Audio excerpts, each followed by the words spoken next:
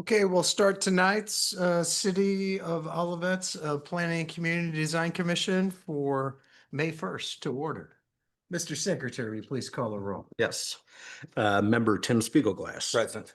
Member Laura Ragsdale. Present.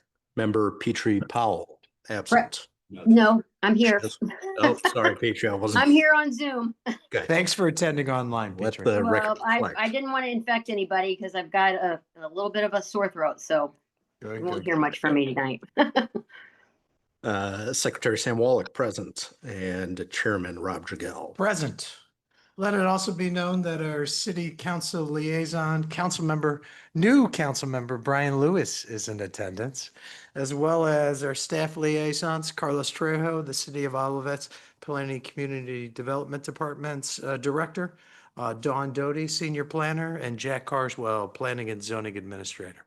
Thanks for everybody in attendance. We appreciate you being here. Sorry, we got off to a little slow start, but we'll get going. All right. If those of you who've never been to a planning and zoning board meeting, we go by the agenda system. So we'll follow through each agenda item kind of one by one. We do have a time for public comments in the very beginning. Those are for general public comments, not related to an agenda item. And then if you do have a public comment that's related to an agenda item, we'll bring you up during that agenda item.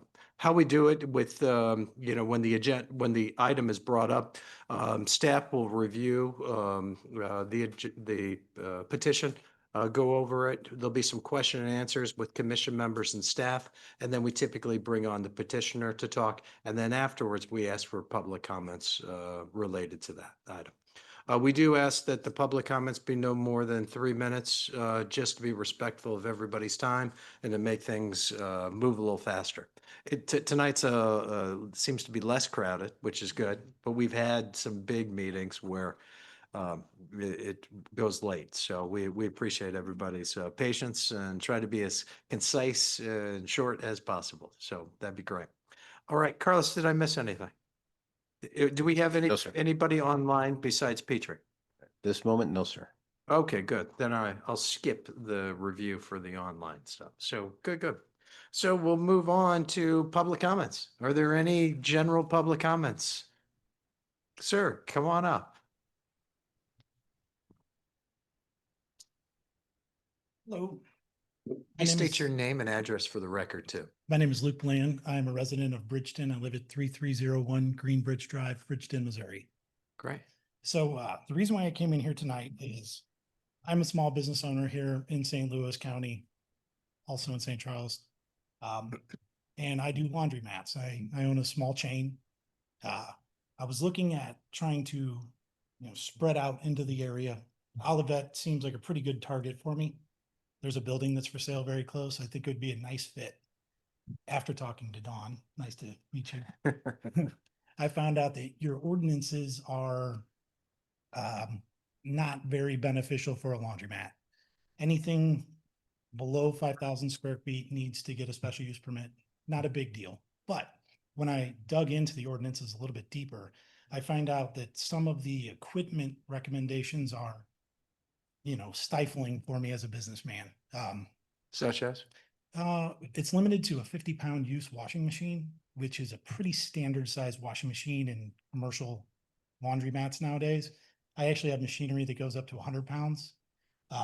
So what I'm really here to do is just find out if you guys are open to possibly looking into best practices for modern laundromats. Also, if you guys are open to granting a special use permit for a laundromat, there is not one anywhere in Olivet that I can find. There's a lot of small units, or what they call coin route laundries, where there's a small set of unit or a small washing facility in the basement of apartment complexes.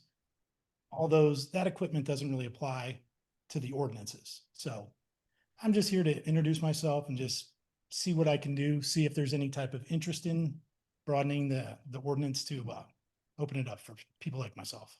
Yeah. Does anybody have any questions or comments? So is it a lot like people go in and walk their Yeah. clothes?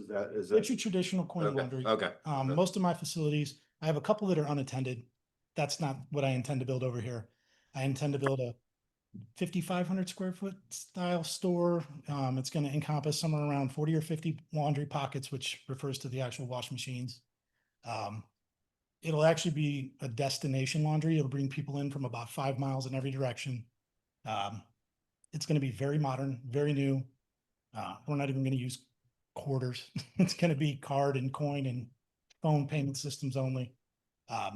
If you'd like to have a look at what I've done so far, you can go on my website. It's laundrylukes.com. Laundry what? Would you? Laundrylukes.com. You can see a few of my facilities. You can see what we've done. A lot of them we've taken over old, defunct, decrepit, what I like to call a zombie laundromat. And we breathe new life into them. We don't just stop at the equipment. It's a full renovation. How long have you been in business? 10 years. 10 years? How many stores do you have? Currently we have 5. 5? And it all started with one tiny little store. Right, that's how it always does. Would if we granted a special use permit, would some of those requirements, could that be part of that special use permit? Correct. I'd have to take a look at the code to see. I don't recall them being specifically called out. I don't know, Don, you might have taken a look. I don't recall it being called out in the table. So it's the restrictions as far as the laundry, it's under the special use permit section. So it's a little, I mean, I had no idea that it was restrictive, as far as like the weight of the machines and whatnot. So that's why I'd recommended, but I mean, do you And, mean like The other than confusion the- would be, I don't believe the land use code has. So we looked at it together online Mhm. and it was, I would have to bring it up in front of me. But and then that's not the type. We'll have to take a look at it. I would think that there's another code section, probably in like chapter 200, that may have references to it, but I don't recall it in the zoning or the land use code. If it is, it would either be authorized by right or by special permit use.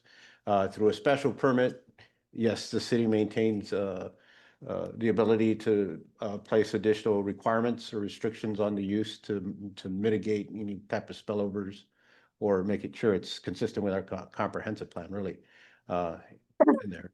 But it's been a while. I couldn't tell you when we last had that request. It was 2008 was the last time the ordinance was updated. Yeah.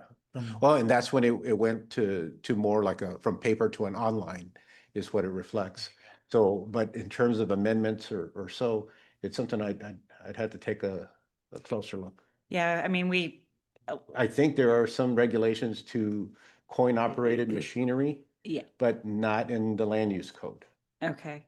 So we would have to check with what departments and what that does, and we'll gladly do so. I mean, it's not Yeah. a problem.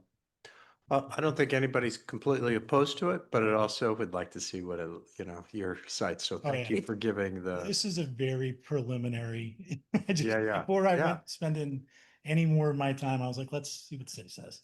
and then if we can get the right, codes and things like that to make sure we're all looking at the same thing, I think that'd be It's in helpful. 605. Yeah, so that's in the businesses and regulations. Okay. So So we'll check that out Yeah. and see if either Dawn or Carlos can get back to you. Sounds good. I'll call and check in with you in a couple weeks or so. Sounds good. Thank you very much. I Great. appreciate your time, Thank you. everybody. Thank you. Bye-bye. Oh, I had a question. Oh, sorry. yeah, I'm so Come on sorry. back. That's okay. I just wanted to know the location that you were thinking of.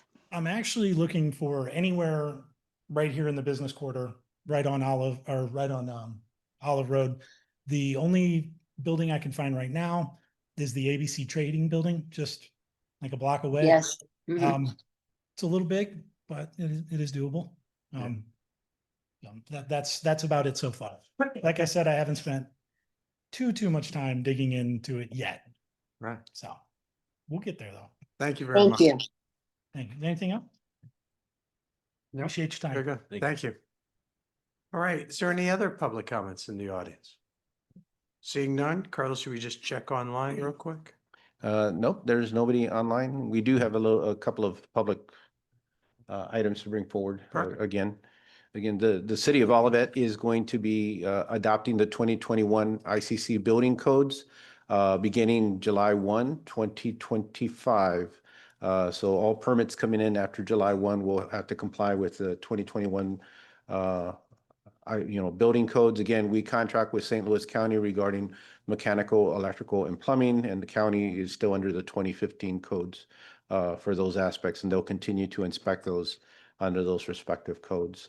And there, in addition to that, we'll be modifying our fee schedule as it relates to permitting and there, and that will be brought to council at their last meeting in May, first meeting in June. Carlos, is that the time or the date that they go into effect? Is that when the permits go in? Yes. Okay. All at July 1. Okay. And just to remind everybody, our 2024 comprehensive plan is posted online, and always encourage residents to take a look at the comprehensive plan. It sets the city's vision for the next 20 years, along providing our goals and objectives overall for land use development throughout our community, and also affecting some of our policies. And finally, again, I don't see any developers here, but make sure with all these rains that you keep an eye on your siltation fencing. In there, the staff's been out in there. We've actually had to issue a couple of summonses on some properties in there for lack of maintenance on siltation. And while I understand it is a pain, but it does impact your neighbors. It also impacts them on the street and all that, and that's what causes a lot of disruption in the construction process. So reminding everybody just to keep up on their siltation, make sure you check those out every time after a rainfall event. Inspectors are doing so now. So Carlos, what's the biggest problem? Is that they become old or deteriorated where, they're not? with the type of rains we've received recently, it just gets overwhelmed. Yeah. It starts building a little ramp, and then eventually, as you can see down in this illustration here, Overflow. there's a breach. Primarily because it just there's a big hill back here too. I mean, there was reasons why we were keeping an eye on this site, and eventually the mud just overwhelms the capacity to be kept on there. Here we just had one. They were doing some rear yard work that just didn't have any in place, and there we got them to address that. And here while you could see some of the big gaps in the maintenance in there. Are you seeing any good examples of good protection? Yeah, we have some developers that are aware and that are keeping up pretty well. So I'll Maybe take some posting pictures. some good ones too. Just We'll do so.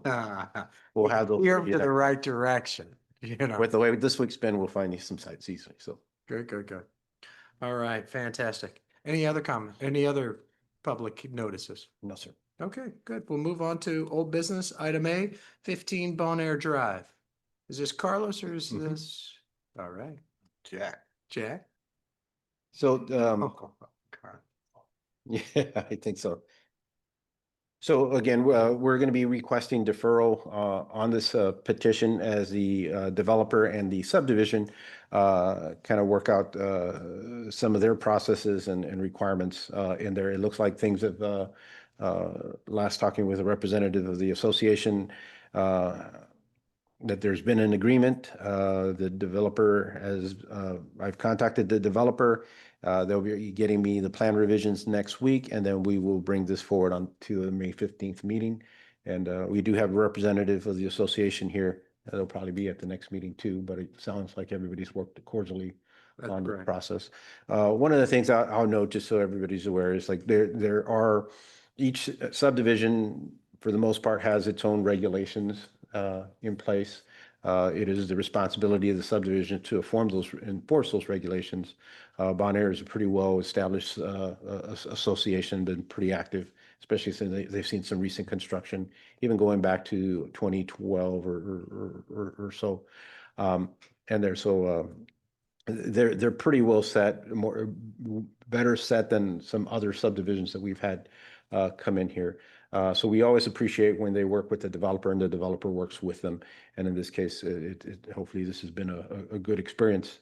But the city is limited in terms of of what we enforce. We don't have the ability or the authority to enforce individual subdivisions. We can be cognizant of them, encourage the developers and the association to work together, and this is what we did, and it came about a good result in there. But ultimately, we're kind of tied to what our ordinances permit, and where some subdivisions may have, different restrictions on heights or materials, we can only kind of enforce what's universal for the community, and those are within our guidelines. Now, our guidelines, I think, are pretty well worded in terms of they give us some flexibility to take into account the streetscape, neighborhoods, and things of that nature. But in this case, we'll see in the next couple of meetings, but hopefully a good cooperative submission for New Home. Fantastic. Okay. Great news. And thank you, sir, for your service for your neighborhood association. That's a tough job. All right, good. So we'll move on to new business. Item A, 11 St. Alfred Road. Okay, we received a New Home petition to construct a house at 11 St. Alfred Road. Really neat home because this is a single-story ranch house in there, and I think that there'll be some embrace from the commission, the attempt to put a one-story in there. It's a nice home. Now, the owners, the developers that also own this property own the property immediately to the south. So they're neighbors to this in there, and they can fill you in some of the background in there. We've been reviewing it. This petition came before the commission earlier this year, but we had to, in a process and knowing, deny the application because in order for the house that you see today to fit, they needed to get a variance through the city's zoning board of adjustment. And of course, the city's position is always to enforce what's within the code and leaves the board of zoning of adjustment to make its decisions on its own accord in there. And if you look at the lot, this is one of the more unique lots that we have in the city. Even though there's a buildable area and there's an existing home on the lot, it is triangular in shape. And again, you see that there's a lot of space on that lot. But one of the things that you don't see, and it's mostly in paper, is the number of easements that run across the property grounds that restrict any type of three-dimensional structure utilizing a majority, the northern half of this lot in there. So like I said, there was an existing home on this property. They went through the process to receive a variance, and therefore, so that issue is not before the commission in there because those variances were granted. This is the essential footprint that was before the Board of Adjustment. Now the Board of Adjustment was not there to review the stormwater topography or architectural aesthetics of the home. They were solely there to judge whether there was some relief would be warranted to this lot, and of course they agreed to do so. So now this petition is now in front of us for that next step is to evaluate, the architecture, the house placement, the topography and stormwater in here. Overall, I think you'll see in the staff report the items that are noted in there. Architecturally, we just want to bring one item to the commission's attention. That's the south elevation. We'll leave that to the commission as from Jack and our end is because there's only one window on that elevation. The guidelines say we need to bring that to your attention, but this is a one-story house in there. This is the south elevation that faces the neighboring property, which is owned by the same owner in there. So we'll bring that to your attention, but the key issues that we do want to talk about is in review of this is that there is two items more specifically with the site. One is a retaining wall that runs here along the western lot line and kind of curves upward right here in there. The high part of the wall is on the left, so towards the west, and the low part of the wall is toward the south. That wall runs right along the property line. And when you have a retaining wall, a couple of things come into effect for the construction of the retaining wall. There are what they call what is geogrid, and they help the lateral forces behind the wall to maintain stability. In order to put this wall, those geogrid extend into the neighbor's property, and it is our best practices is that all improvements should stay within the property itself. In there. So we noted that to the petitioner this week because there was some alterations between the ZBA plans and then notice how this layout was kind of set out. And again, in order to do this type of retaining wall, you have to extend the geogrids westward or on the high side. And to do that, you would actually be on somebody else's property. And while they have had a discussion with the adjacent neighbor, and there seems to be at least agreements in there, it's still not a best practice. Staff's opinion ideally is either to shift the wall to the east inside this lot, so it's solely the geogrid and the retaining wall are within the property, or to shift the wall outside of the property and have the neighbor apply for the retaining wall in there, therefore it becomes theirs. How tall is this wall? The wall extends, very good question, Oh, there. maximum height is 6 feet. And then, so if I remember correctly, the geogrid goes 6 feet out? Yeah, Is it's that gonna right? go in about a 45. Okay. So that restricts about 6 feet, 5 to 6 feet of the neighbor's property from viable use. In addition to that, that wall will require, not just because of the 6 feet, but it requires a protection fence above the top in there. So you can't just have the, like it open to grade without any protection. There are other methods, that fence can be either a constructed fence, or it could be some type of landscaping that meets the minimum requirement in terms of placement and height in there. But again, I think that they, for the city's perspective, it's not ideal to have a structure that embraces two different properties. It just not a best practice, leads to future issues down the road in terms of how this is coordinated, and puts the city in a difficult position when there's changes in neighbors and things of that. I think they can still accommodate what there's being proposed here. Again, either by shifting the wall solely on the neighbor's property, have them pull the permit, or to shift the wall inward. We know the lot is tight. That's why they went to the zoning board of adjustment. So it's not a surprise that they have a restricted backyard. And I could see why you would want to put a retaining wall there to make some viable uses of the yard. But again, you have a pretty restrictive yard that you're working in with. And that's one of the spillovers effects. The variance was granted in there, but these things are, this is why we have those required setbacks in place. The second component is while the stormwater detention system is here in the front yard, it picks up all the roof area as required by code and then puts it into the stormwater detention in here. But in addition to that, they devised a French drain system that runs in this rear yard area that also puts that into the detention area. And to that's not permitted by code. They can have another detention system for that, but the sole purpose of the roof having its own detention system is to ensure that there's adequate capacity for that. When you do something like this, again, you can create an oversize, but you can't do it on the basis of this is what I think the size should be. We did that something with 15 Stacy Drive, where they had to do and conduct an analysis of the local watershed to determine the capacity and the volumes that would be running just down a swell. The concern on this would be that we don't know how much water is going to go through here, and it could overwhelm the system and not accommodate what's required by code for the roof area within a reasonable time.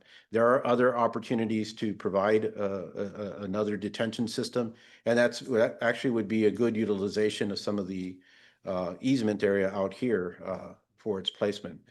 So those are two of the concerns. Those concerns can be addressed if the commission wishes administratively or if the commission wishes to defer to we resolve those. We have an issue with this wall, and definitely the detention system cannot carry the ground area that's generated from that rear yard in that French drain system, because we don't know the full volume capacity that would be coming down in there. And Cherry Tree does fall. I mean, we've had water issues between Cherry Tree and properties on St. Alfred. So there's quite a volume that does come through that. And we know that because that's why you have all these easements and and storm drains in this area because it's a very low spot. Carlos, you would probably have to put the roof detention system on the north side if you were going to consider that because of it's uphill, right? It's possible. It just depends on how deep you put the system Yeah. in there. And I can get into. When you get a chance, I do have a question. Sure. So when you look at the site, that you're correct that the lowest area is at the southeast corner. Right. Uh, So going uphill might be a little bit of a challenge. Dig deeper. Yeah, it just depends on it would require a deeper detention pit Right. in there. And again, I would note, it is pretty restricted, but there is an area within here that's easement free. Petrie, go ahead and ask your question. I had a question about the retaining wall. So it seems to me that either two of the options that you outlined would require an easement either by them or by the neighbor, correct? And it would be a permanent. No, our easement. preference would be that there be no easement between them, that they either shift the wall completely onto the adjacent owners, the adjacent property side, so that negates the need for the easement, or shift the wall back into their property so it negates the need for the easement, or just slope the property without the wall. Can they do it? Can they do it with an easement? Can they do It's it not where a they good want to do it practice. with I an mean, easement? I don't think it's a practice that the city should encourage. I don't think it's solely prohibited. I mean, if the geogrid goes into the neighboring property 6 feet, it would be underground, but it would be noted at least on, any of the drawings. Correct, and as long as that person is aware of their drawings and the title work is done, you are correct. I mean, legally, something contractually can be drawn. From the city's perspective, then we would want to be involved in the drafting of that easement. Sure, To sure. ensure that the language is there. 'Cause It's I not a good read in- practice, though. I had read in here that they wanted maybe a temporary construction easement, and I'm like, no, no, no, no, no. I mean, if they're gonna do an easement, it's gotta be permanent, correct? Well, there's different things. Yes, for the way this structure is, yes, they would need both a permanent and temporary. Okay, Temporary is probably for the grading yeah, yeah, that's involved. Yeah. okay. Didn't want to misunderstand that. Okay, Carlos, with the curve at the bottom, would you want that whole wall? I mean, would that whole wall have to shift over It's- that much? Possible, or so the original plans that went to the board had that curve within the yard area in there, but didn't have it wasn't set as far back, nor had this line. So I don't know, again, not designing it, whether that can be broken up or regraded or just shifted entirely so it's not necessary.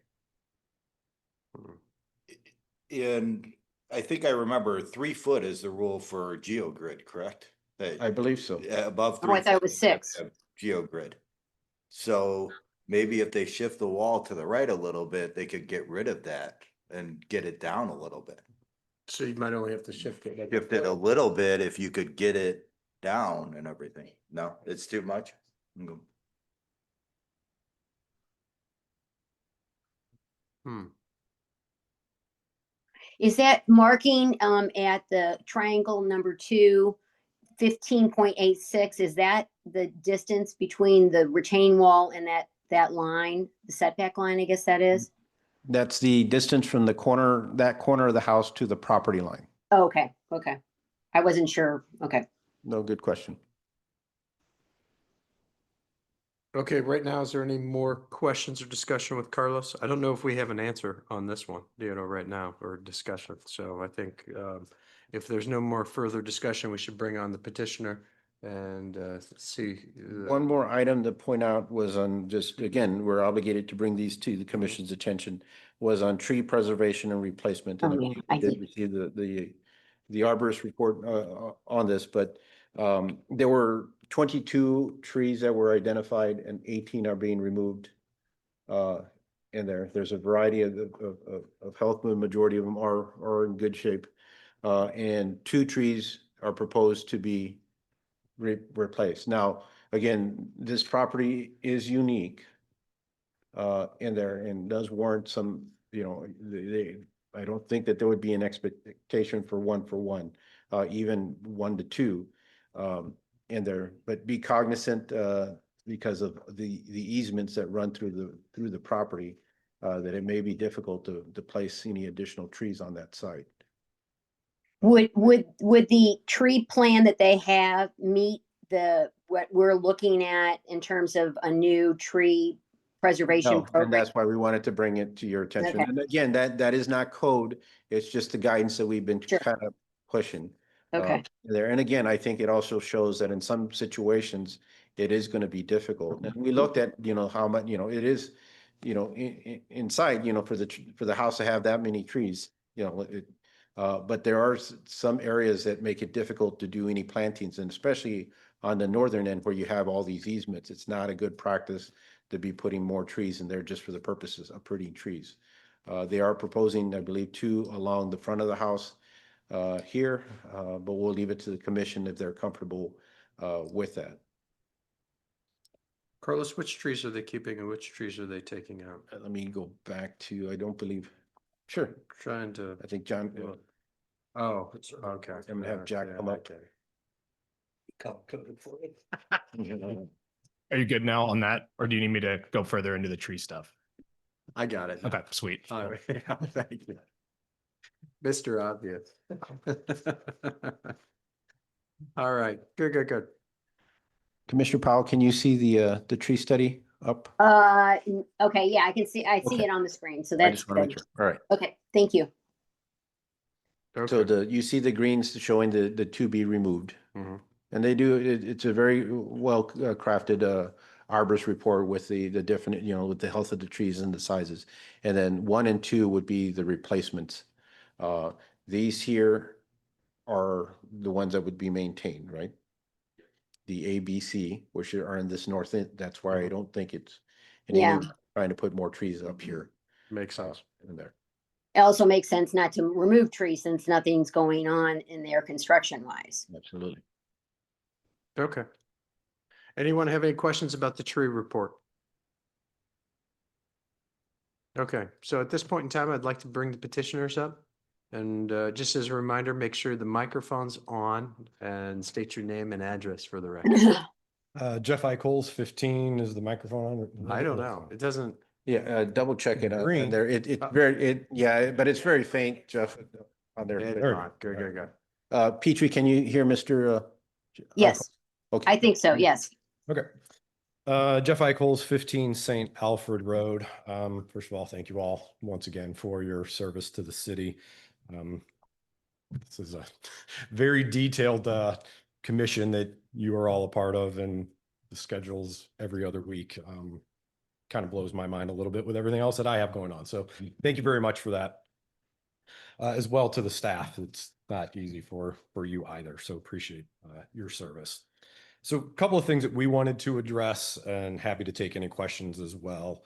So the rear retaining wall, that's a big part of the discussion. We are planning to do a modular block retaining wall using the pre-approved master plans by St. Louis County. It does have the geogrid that is associated with it. We do have executed and notarized temporary grading and construction easements for that wall that do also include a maintenance easement or the geogrid that does extend across their property. This replaces a current easement that was in place from a fence encroachment that is actually 10 feet onto their property currently. That was in place prior to either myself or the owners on Cherry. We weren't not involved in that. Both of those properties were purchased with that easement in place.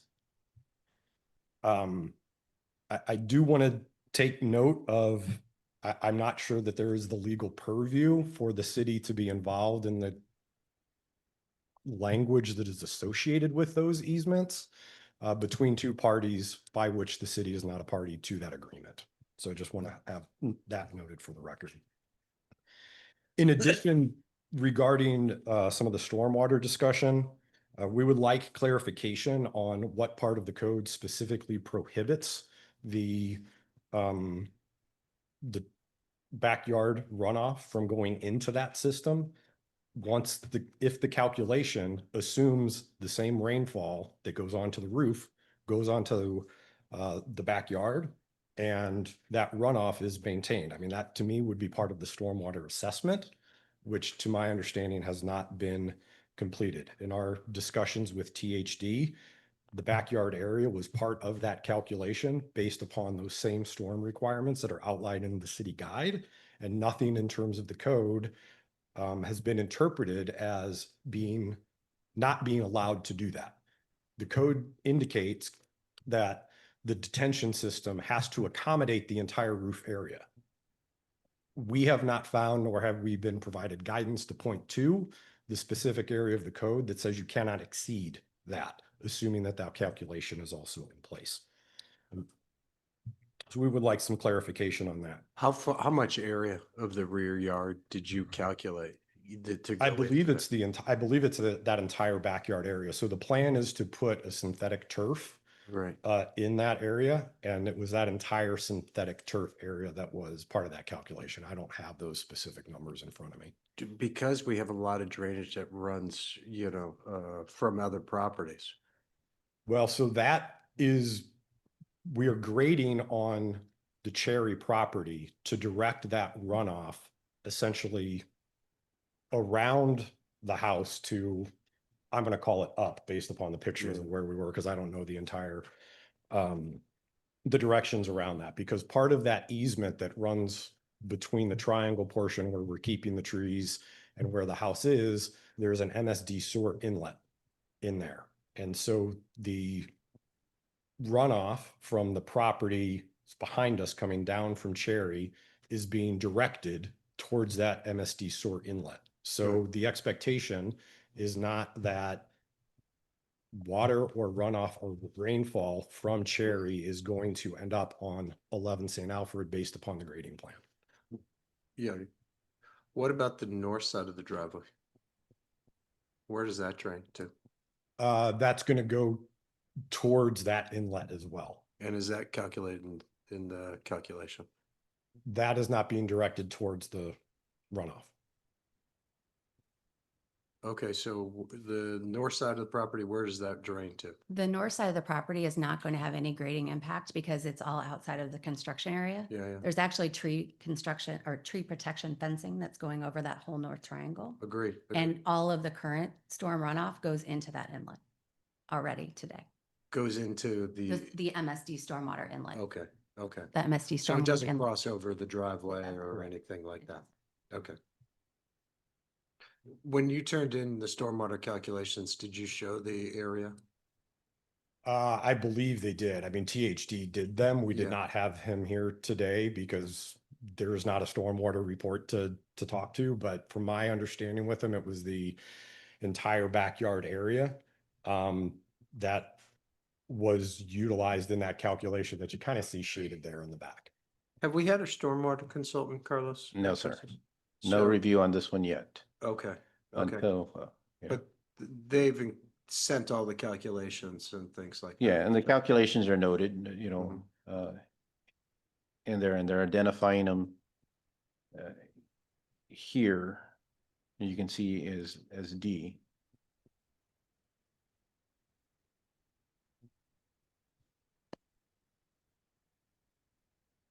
Bear with me 1 second, no.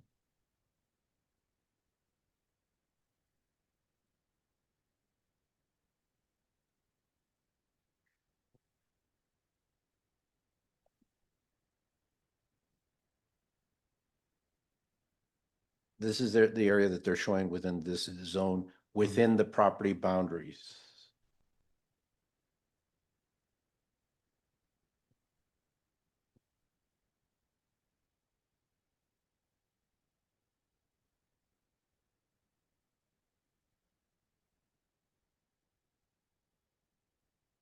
Well, looking at the contours, that looks pretty good. And they do have a swale on top of the proposed wall, right? There is, yes. Okay.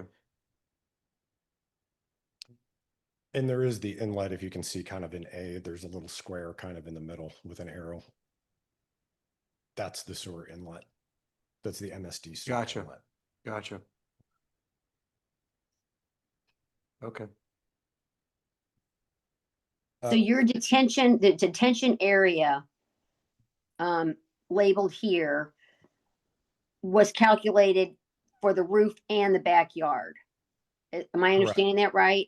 Carlos, can Correct. you explain again why the backyard would be a questionable piece of that? Because I don't understand if it is the same rainfall that hits that area, the turf area, why that can't be included in the calculation for the detention area. Because according to chapter 422, the detention pit is designed specifically for the roof area of the house. And that's the wording that's on there. And it can't be any bigger than that. That is correct. Okay. But this is We- kind of an we- pardon? impervious, it sounds like this is an impervious surface that they're putting in. It is possible, yes. I mean, based on the descriptions underneath the synthetic Yeah, turf, there is, almost in like a there. roof. but it kind of works Whoa. and captures in there and then runs it. Again, Seems like it makes sense to do it. We're gaining, if the capacity is enough to suffice. it could be. I'm We just need to check Not- the calculations. Yeah, correct. And I think, again, the intent and the spirit of the code on those, for that detention pit is for that roof area in there. And we've had the discussion before, as others had tried to put in the sump pumps and other parts of that. We don't control what that capacity is going to be in there. We do know how the roof area is interconnected and such. And it may very well work for the backyard area. It's just a precedent I don't think is in the city's best interest. And there, we're not opposed to another detention aspect being added or placed to have that, but not to have it with the same one on the roof. And we've applied that with other types of improvements. Remember a pool Correct. That was one that that they had extra space to put. they had designed it, but we required them to put some additional, rain barrels to accommodate it, because again, the intent of the code was for that roof area.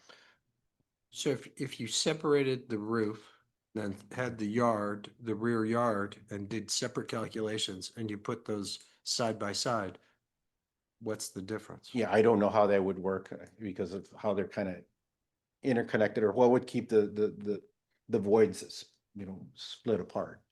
Why would that be? Well, there's probably a separate calculation for going on grass versus the roof. A roof is only gonna take what is actually gone on the roof, where when you're looking at a yard and different things, I assume there's a different calculations for that. But it's a fake grass. It's not a real grass. But there's still more runoff, there could have runoff from other places and everything like that, where the roof is a singular thing that you can actually calculate right on that roof. I get that, but if you look at the contours, I, it looks like it's, the other surrounding areas are going elsewhere. correct, I agree with that. I was just talking about why I think the city Okay. says that. Are the calculations set by code? In terms of how that volume is designed, yes, it's specifically for that roof Yeah. area. I mean, I assume those, are agnostic to the contours. You know what I mean? Like, this might be a situation where the contours are beneficial in a way where the actual amount of water that would go in there would be less than what the calculation would be. I mean, you can't change the code about that, but And it does show some things. I don't know, I'm not necessarily comfortable yet, but it could be something that we could look at the code to provide more, look at the language to give it more flexibility in how it's served. But right now, the way it calls out that detention, the area of the roof is to be provided its own specific detention. In there. We would like clarification on where its own specific detention is part of the code. Because in discussion with THD, that is not their interpretation. It says the roof area has to be detained. And I'm gonna put it this way, like I did in the email earlier, it is required by code. And if Mike at THD wants to get a hold of me, I'd be glad to talk to him. And there, I'm not opposed to it, but the code kind of limits it in there. I can appreciate that perspective. Mhm. If that is the requirement, a Yes. better explanation than it is required by code, pointing to referenceable documents for lay people like myself. to That's help why I interpret provided and Matt see the, point of the view. specific code section. I understand, and I mean, we'll go in, just like in that email chain in circles, in that process. So But I think, you know, from our end, you know, is to have the city's best interest in there and bring that to the commission. And if the commission finds that there is leeway in that, you know, we would ensure that it just follows through in the permitting. I do not believe, and I'm pretty sure on the specific code language, that is the intent. So what was referenced to us as the code is section 422.080, single family development, section A1, applications for detached single family residential shall provide for the following on-site detention: construction of a new detached single family home, volume designed to accommodate the entire roof area on a 15-year, 20-minute rain event, period. That is what it says. It does not say anything in that section about not being able to accommodate other areas that are within the calculation. So if they did just the roof area and they detained that, it'd be a smaller detention. If the volume's calculated on that whole D, yes. And then would they be required to do anything with the Not rear by yard? code. I mean, it's a good practice. Right. It helps the principles of the, of chapter 22, in there, but it's not required by code. But so if they followed everything by code, we'd have a smaller detention and potentially more runoff. I don't think it depends on how you phrase that in there. Well, the calculation of the roof area would be smaller. That is correct. The roof area would have a specific square footage with its, required detention pit in there. Now, whether they choose to not have any other detention mechanisms for the remainder, that's up to them in there, but they could construct this without having another detention pit. And we'd still be concerned on the stormwater. Right. It looks, for the most part, they have a French drain system that would carry it out towards the street. There's a couple of inlets down by the street there that they could be utilized.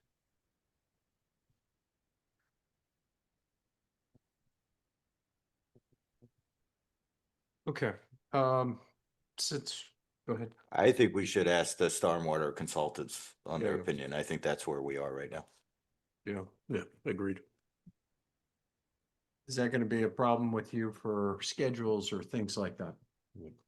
Good. Nope. Are there any questions about the articulation comment? Because we can look at the interior floor plans on the articulation with the one window on the side. Yeah, let's hold those up. Let's just take a look at it.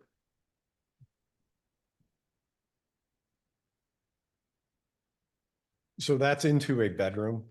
The rest of that side of the house, there's a bedroom on the front of the house that has a window in the front. There's a bathroom and closet that are on the rear of the house, which are not traditionally beneficial for Yeah, windows. correct. I'm gonna go one up to show the floor plan. So Okay. I believe this is the wall we're talking about. Correct. The two. Correct. Thank you, Carlos. And so in bedroom 2, which is right there in the middle, that is where the window is.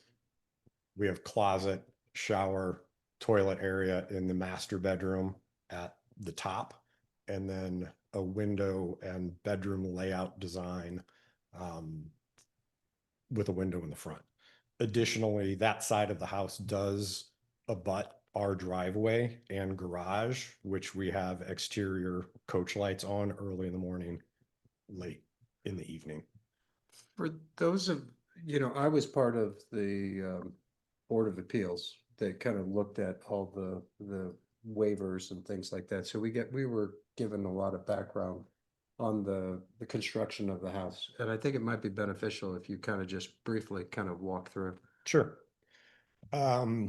So you may notice that the bathrooms are a bit oversized. We have accessibility circles within, the toileting areas, as well as the showers are planned to be roll-in, no tubs. And so essentially our daughter has some mobility difficulties, intellectual challenges as well. And so we are building for the future to try to accommodate her aging in place. She is currently 21.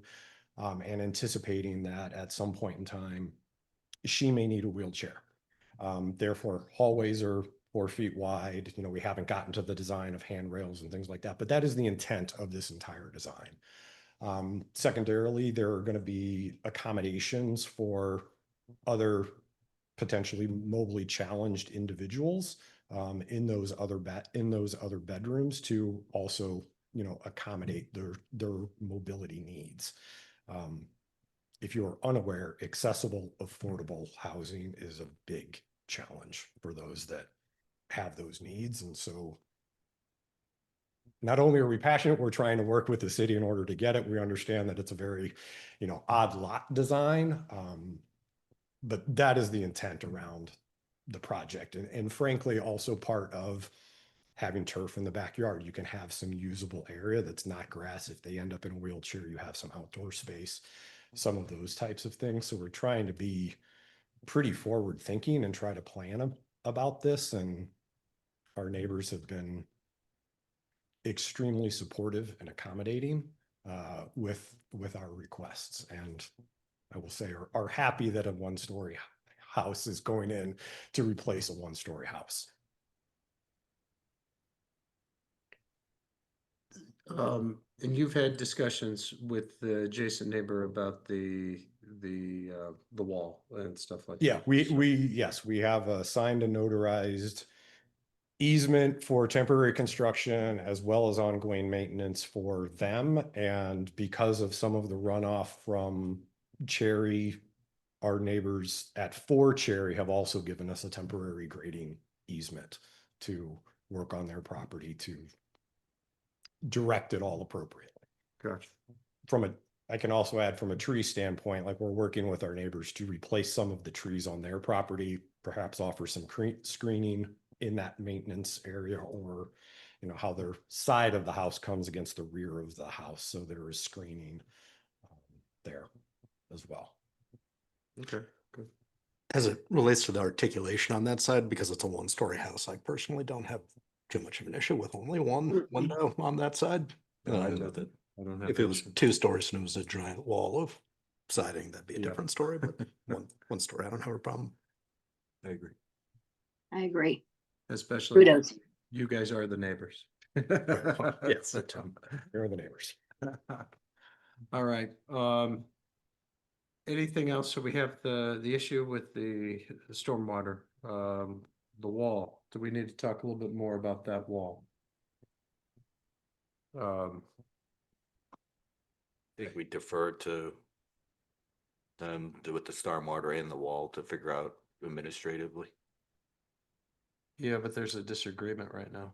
So I'm curious about Sam's interpretation of, of having an easement versus knowing that it's not best practices. And, Well, I guess Carlos, I'd ask, why is it not best practices? Because it creates a cloudy title, or, I mean, it doesn't if there's an easement not traditionally clouded, but it makes things more difficult for the city in some way. Correct. It puts the city in a position down the road, whether there could be a change of ownerships or some disagreement between that and how those improvements are impacted. I mean, all of a sudden that 5 to 6 feet now is restricted from use.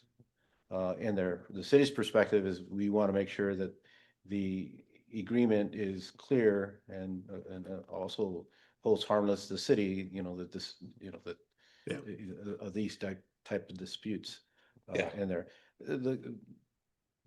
So those are the things, again, not best practice, but because permitting is involved, the city's involved regardless. And we're the ones that are gonna be, down the road that mediate any issues in that process. We would want to make sure that our city attorneys had an opportunity to take a look at that on the city's behalf and make sure that the city is secured from any issues. I still don't think it's a good practice. There's other options that are available in there. Even the wall construction, this can be done, but doing a different type of wall in that aspect. Like what type of wall? Or you could do a concrete wall with a footing in place in there instead of trying to do the Herculean or those block walls in there. It's a choice, and they're this, from the city's perspective, not the best choice in terms of what options are available. Okay. Yeah, and I'd just say, as to the point about this being an agreement between private parties, I mean, that's true to the extent, but we're still responsible for reviewing and approving improvements in the city and making sure that we're protecting the interests of the city too. So Can appreciate that. we have to be cognizant of that. And to Carlos's point, you guys agree right now, there's no guarantee that in 30 years people are going to agree. So anyway, that's just my opinion. The city does have a copy of what was provided to the neighbors for signature. We have not received any feedback or direct concerns. Have we referred this to the city attorney? No, not as of yet. I think that'd be a good idea for us to do Yeah. that. I think so. Then before doing so, we need the full document. Notarized? Well, you've indicated it's already been signed. I don't care whether it's notarized or not. I But have a that- copy of it here. I can email you a copy. Is of that the the- original? Yeah, that'd be great. Is that the one that only references? The one, there was one, the one that Jack had indicated he received only had the temporary grading retaining wall. Bottom of text is focusing on temporary, and then make count of the maintenance easement in the top title as well as on the boundary service. The text was, I don't know, obviously not a lawyer, so I just can't go. Yeah. Pick it apart. So it's the one that they just handed, is You that, have it. it's the exact same? Yes. Okay, so I would suggest we'd send that to the city attorney, what we have, and then if the city attorney requests something else, we can follow that.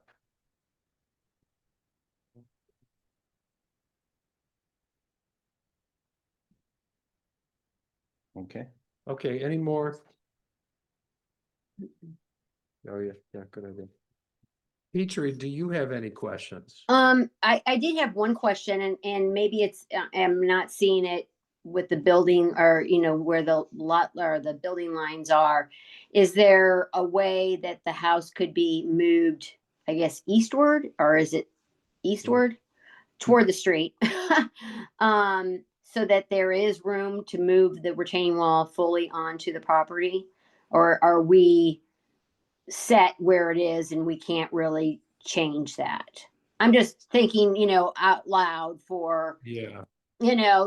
I would not want a 6-foot retaining wall to look at out my bedroom window anyway. But if the house could be situated, further to the right, let's just call it, because I'm not sure of the direction, that would give you more backyard to play with. They're already had to get a easement because of the encroachment onto the front yard setback too. Okay. That was just the question. So thank you for that. Yeah. So, okay, great. So I think right now we'll take some public comments to see if there are any. Can I ask one more question, just to make sure we're clear? I Yeah. do not believe that there are any concerns about the actual design of the house. This is retaining wall and site plan related. So for subsequent meetings, there is no need to bring our architect, right? I don't see any. I don't see it. I think it looks great. Yeah. Okay. It's awesome. House. Yeah. Thank you. Thank you. Thank you. Thank you. All right. So at this point in time, are there any public comments in the audience? I'm looking at you, sir. All right. Good. Carlos, you'd please check online. Bear with me one second. I No think problem. it's only. Just on, nope, we're good. Okay, good, good. So there's no public comments. I think we still need to kind of work out some of these details with stormwater and the retaining wall. So I think there's no reason to bring a motion on this item. So we appreciate everybody's work on this, and I think we'll move on to the next agenda item. So unless there's anything else from anybody. Seeing none, we'll move on. And we'll move on to item 5, discussion items, tree protection, preservation, and replacement. Carlos? Okay, Chairman, you guys have the latest draft that's been prepared for this item. And there still follows the similar components of the 3-part process, requirement of a tree inventory, a protection plan, and then the replacement processes in there. We've gone over a couple of things, and we also applied it to some of the petitions we had in hand to see what that impact would be on the number of trees and placements. And I think we're getting closer to something that's a little bit more palatable on all sides, on behalf of the city and on behalf of the property owners, which are developers. In there, a couple of things that we'll note that were changes from the initials. We cleaned up, defining that when we evaluate a site, we're going to look at the impacts of the trees within the buildable area, knowing that these are being impacted, but they're also part of the code that's allowed for improvements. And then looking at the impact of trees that are on the setback areas, that typically you don't do improvements in there, and then being cognizant of the utilities and their placement, assigning some type of hierarchy and references to those, then establishing protection standards and making sure that they're something that the building officials can easily enforce. The type of fencing, the height of fencing, the signage that goes into place, and how they have to be maintained throughout construction, similar to what we do to siltation fencing. And some of these will have to require follow-ups to make sure that they're not impacted in that process. And then the replacement plan, which is 43040, which is page 6 to 7. We started looking at these, and again, part of the discussion has been about canopies along with the number of trees. So we went back and took a look at, how did this impact these individual lots? So if you had a lot that was 5,000 square feet, something on Hilltop or Cherry Tree or Harvest, you could have a lot that has a lot of trees, but once it's redeveloped or developed to its capacity, which is even if they did an addition to an existing house, could change a lot of that context in there. So we looked at one is for looking at lot square footage and indicating how many trees should be for those lots. So if you had a 5,000 square foot lot, and no, you should have at least 2 trees in the end in there, and that's a 50-foot wide lot with about the 100-foot frontage or 100-foot depth or so. 50 by 100. Yes. So you would have, and remember, you have to be cognizant of all the utilities and all the setbacks that are in place, but it should permit at least 2 trees on each side, and that's the bare minimum lot that we would allow in all of that. So you could have one in the front, one in the back, or a combination thereof in there. So that we would look at, these are the minimum requirements per lot size.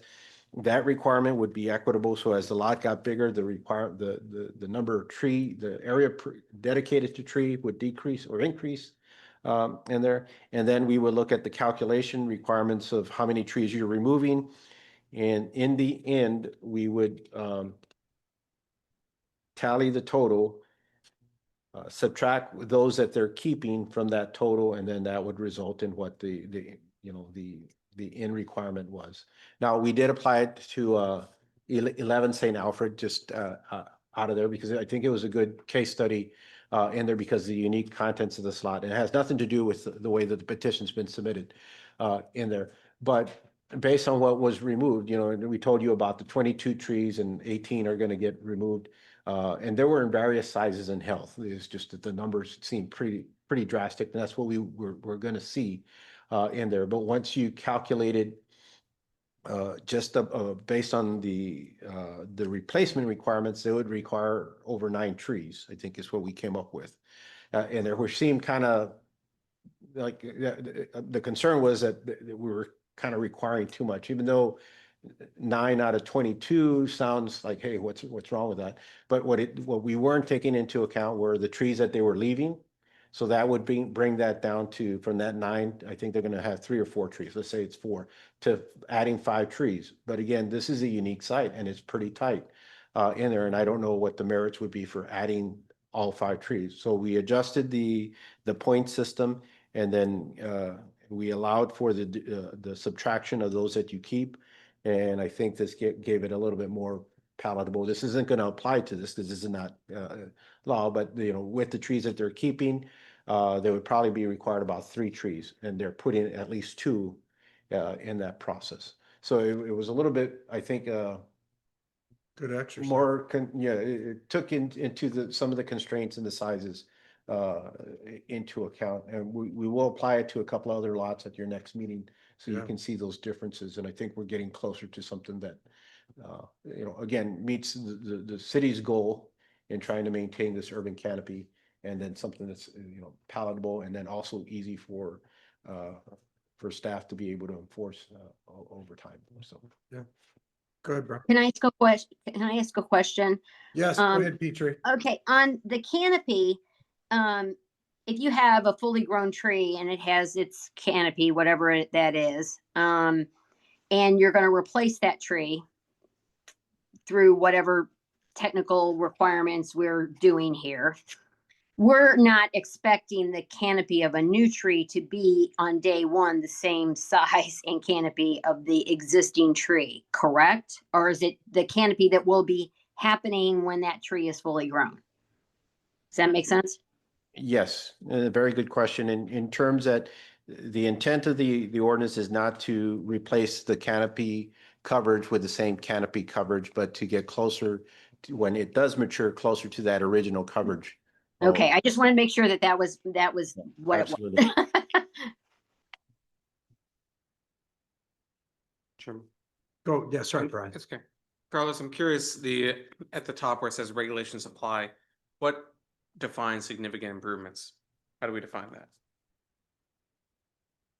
On the PowerPoint there at the top, first bullet.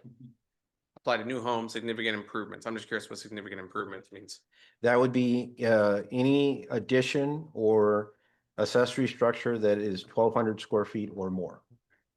And again, that means the continuity with the square footages that we use throughout the code. I think that's in the definitions of 400.305. I think it's there.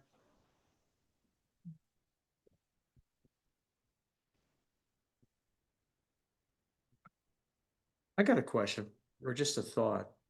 With the smaller lots, those are always the hard ones to put in a lot of different trees. But if you have like a big yard that has a lot of square footage, it might be easier to put trees in.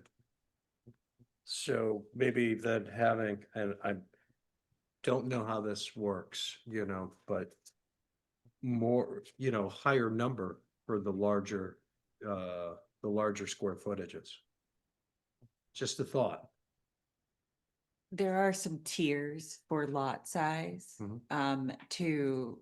it levels the playing field, but it does, it kind of takes that into account. I guess it doesn't set a higher standard for the larger lots, like saying that they should replant more trees.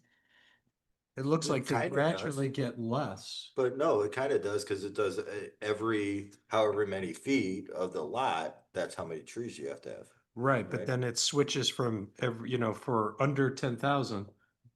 It's Let one me go- tree for every 2,500 square feet. Right. And then once you start getting bigger, above 10,000 square feet, it's one tree every 5,000. So So the They go intent, the opposite way, right? the intent was that you would apply that step contiguously as you have a larger lot. So for your first 10,000, you're gonna have 4 trees. Mhm. For the next 10,000, and maybe I messed up in the writing there, you're gonna have at least 2 more. And then when you get to up to 40,000, then you're gonna add one for every 4,000, 40, every 10,000. And so the thing was that they were supposed to accumulate as you go up in there. So we started Yeah, that has to be, minimum I think, a little standard with a small clearer. lot. And Yeah. then as your lot gets bigger, we're not gonna apply the same number, but you are gonna have to not only meet this threshold, but also meet the next threshold. I get Yeah. it. But Yeah, the increase, you know, if you had two 10,000 square foot lots side by side, Mhm. you're gonna have 8 trees. But if you have now a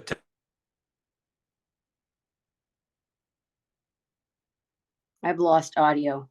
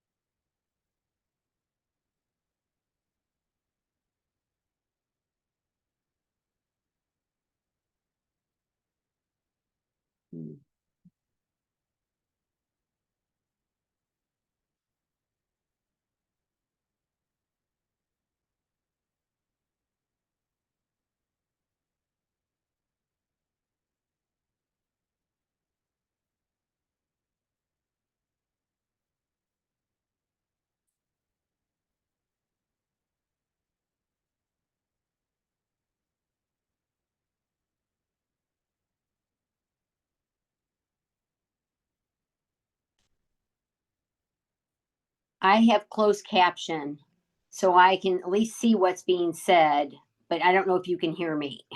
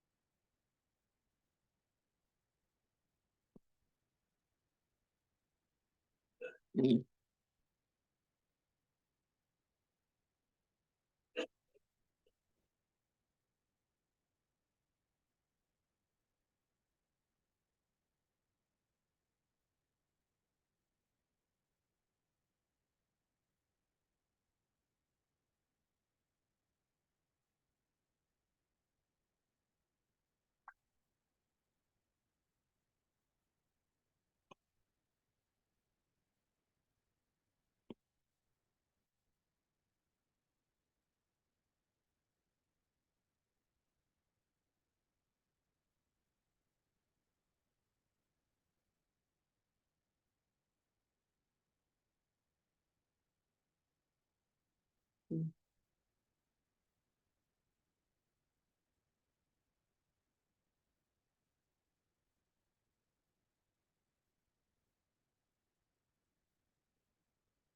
requirements and make sure that we have those minimum submission requirements ironed out. So then we can kind of hopefully start pushing the direction of getting all of that information earlier in the process than having it be, something that comes down later or comes later down the line. But, yeah. Makes sense. Would it be beneficial at all if they provided you guys a bill of sale, which itemizes the tree? Again, yeah, I mean, it's helpful. At the end of the day, it's for the inspector to be able to verify that what's on the field is either on the bill of sale or. But that way he has a list, that could be checked in the office, ahead of time, and then he's essentially has his little cheat sheet for that particular site. Okay. So just a thought. Roughly how many trees are on this list, the native trees list from the? Do you recall offhand? There was a couple of dozen, I think. Yeah. Okay. And as a response to that, I'm going out on demos. I've been going out on demo permits now with the inspectors to kind of go out and look at the tree fencing and make sure that they have the proper, location the trees are actually shown. Because sometimes, we will, as a planning, we'll call it out that, you need to have this indicated and then it's not on the site plan. So when the inspector is going out for the initial demo, they don't see that. So then once we have the tree report, I'll go out there with them and make sure that that's, took place. So for instance, like 740 Payson, we went out there and checked and they're all set up to the proper, tree protection fencing. Very But, good. it's just to help out those inspectors as well. Yeah, Yep. and all that just takes time. Yeah. Okay. Any other further discussion on this item? No? Any public comments related to this item? I couldn't make any comments, but okay. You can email us. All right, right. Thank you. All right, so no further discussion. We'll move on to item B, accessory structure regulations. Okay, Chairman, we have nothing new on that. We'll be drafting up some information for the commission regarding the accessory structures, which we discussed at our last meeting. I think we had a table specifically to like the sheds and all that, but we then started evaluating and looking at some other items. And also some modifications that article needs in place. But this all goes back to the actions of the last meeting regarding a petition on Price Road. Per our ordinance, there is an opportunity for petitioners to appeal or any vested party to appeal to the city council. It has to be within 14 days of the petition, the commission's decision. In there as of today, and I met with the owner at around 10:30. Yeah, 10:30. They still hadn't made a decision, and then I didn't get to see the clerk tonight. I don't know if they had the opportunity till end of day. Today would be the 14th day, or it just has to be postmarked by that. That goes to council, and then the council determines whether there's a vested interest in the petitioner. And whoever submits it, the variance request, and then there's a process for them to go through in there. So we'll update the commission if there is anything. Outside of that, we did talk to the petitioner, noted, some of the changes and considerations that are going forward. And they had asked about resubmissions and some other criteria in there. So we'll see if we get anything new Okay. in that process. We'll keep you guys updated in there. That'd be That's great. all I have for accessory structures Okay. and uses. Any questions or comments related to that amongst commission members? No? Petrie? No, I'm good. Okay, good. So then we'll move on. Let me move on to, are we on reports already? Meeting minutes. Do we have any meeting minutes? There are no meeting minutes tonight. Oh. Last night. That's sad.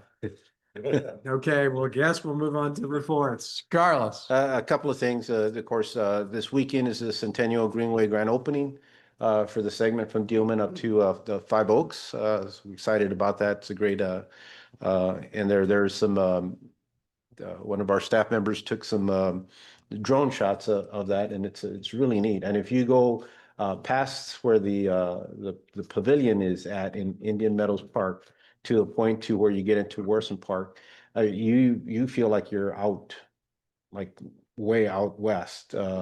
In there, the channel becomes, the concrete goes away, and you have a natural creek that runs down through there, and it's just really nice and tranquil kind of pathway that goes through in that back area.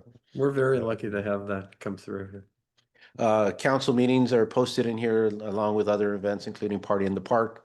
The one thing that I did need to bring to the commission's attention early on is October 2nd, which is a Thursday, is the second night of Yom Kippur. I would assume that Yeah, I don't think. we just want to give a advance notice, Yeah. make sure we work within those schedules.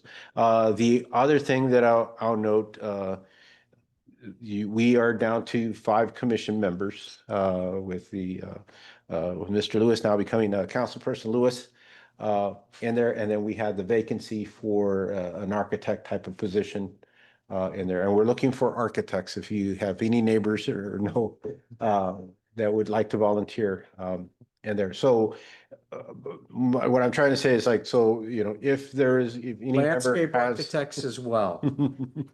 Yes, yes, If, I have. if any member has a conflict, let me know the earliest as possible so we can, ensure that everybody else is here, and then also inform the petitioners that, whether there is a bare minimum for a quorum or whether we just can't hold the meeting. The earlier that we can let them know, the better. It's my understanding that the council won't if architect position or an architect submits and and the council will consider that position at their upcoming meetings, but the replacement for the 7th position won't happen until late summer in there. So that I don't think that position gets assigned till like late July or early August. So we're going to be shorthanded Wow. for a while because in there, and it is because they want to give an opportunity for the community, for anybody interested in that position, because it's not required that they have a trade or a specific specialty in place to give the community an opportunity to and time to be considered. So I don't think that it's my understanding that those appointments, along with appointments with other boards and commissions, typically don't happen till the end of July. That would include this 7th position. Do you know, Brian, do you know if there's any architects that have already expressed any interest? When I had spoken to everyone about a couple weeks ago, not yet. So I think it's still a big push, but now I haven't been updated in the last week or so. So I'll find out on Tuesday. Okay. But I think it's still we got to make a big campaign push to get that. Yeah, I might call you, talk a little bit about that. Okay. So we've extended out to Mr. Feldman. I think he lives on Crabapple. Steve Anton, everybody's favorite architect, and and there he's retired. Mr. Rosenberg, just down the block on St. Alfred, and there's 2 gentlemen on High Acres. We're trying to encourage them to get that considered. Always the hardest position to fill because of potential conflicts. And there. What about the landscape architect that lives off of Dealman? I forgot his last name. Tao. Tao, yeah. Yeah, I haven't seen him for a good while. I'll reach out. Yeah, I don't know if great he's person to have. So Okay, I'll brainstorm and think of some other ones. All right. As well. Go ahead, Laura. I know I have a conflict with the first meeting in June. Okay. In July, the first week Do of we July. meet, do it's do we third meet on July the 30th? Do we meet on the 30th of May? no, our next meeting will be the 16th, 15th. I'm sorry, May 15th. And then Okay, it's and like- then not again till June 5th? Correct. That first Thursday in June, and bear with me. June, so. Juneteenth. I already looked at it. Okay, thank you. I will likely be out of town June 5th, but I can attend via Zoom. Yeah, and that would be the other option too. And I know it is, but I mean, we appreciate Ms. Powell, you providing us the opportunity for her to attend on Zoom. So there are ways, we can try to accommodate you if we can't, and then, again, the earlier we know, so we can make arrangements, or even if we have to reschedule. I know it's a hassle, but, but the key thing is also, to make sure that the applicants are aware and give them a heads up along with anybody that might be attending that meeting that night. So we know, for the 15th, it sounds like we're pretty good, but May 5th, we'll be down to 4. So again, yeah, You mean June 5th? we'll be down to June 3rd, I'm sorry. Oh, no, I'm looking at the June 5th. You're right. And then if, I don't think it would be down to 4. I can attend via Zoom. but I thought Laura's out. There's only 5 of you. And I might not be here on the 19th. 2, 3, 4, 5. Yeah, wow. Yeah. Wow. And Okay. if it is, Okay. if it is I know. yeah, Threw me off. the meeting on the 19th, we can't have because the city facilities are closed. Mhm. And there, so, we'll So- shoot out some dates, to see if, the 26th. Maybe would be July good. 3rd, so I don't know if that's an issue, so it's getting funky. Yeah, so it might be combining the 19th and the July 3rd into June 26th. Yeah. But, we'll look at the calendar and then shoot everybody out. It's gonna be tight, and I apologize, but, We'll make it work. we'll express our grievances to the council leader. It's fair, I'll take it. You said the summer appointments in July, end of July, is that what you said? It's typically, I think that's when the people are selected. The terms in and they start the new terms like at the last month of July. Yeah, mine was supposed to expire July, but I think I will raise to them that I think we should look to accelerate that. I mean, we need to give ample notice for people to apply. I Mhm. recognize that. But it'd be one thing if you were at 6, but being at 5 and summer, it's just not fair. Right. And especially since this is one we can fill quicker than others, I'd say let's try to get it filled. And it's been open, it's been posted for months now. So I think if people haven't applied, they've had ample notice, is my view, but I'll share that. So Okay. there might be other reasons. All right. Good, good, good.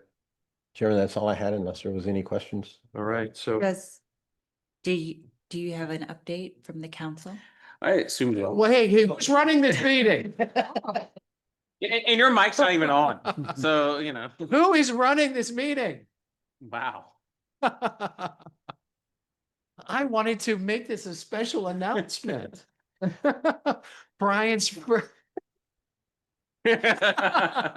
Wonder why. Councilman Brian. No, Lewis, thank will you you. please? Well, thank you all. I actually am just getting started, so I'll beg forgiveness that I don't have tons of updates back. Big chair to fill, obviously, for someone who's been here for so long. So I think that's kind of unique and puts a bit of perspective. But I will, like Missy always did, thank you, because I've been on that side and I know the difficulty, especially over the last many difficult sessions. So May 3rd, I do know, I plan to be there for that grand opening. I agree. I think it's a big thing. There's a lot of activities for kids, for, families. I think it's going from like 9 to 11 or 11:30.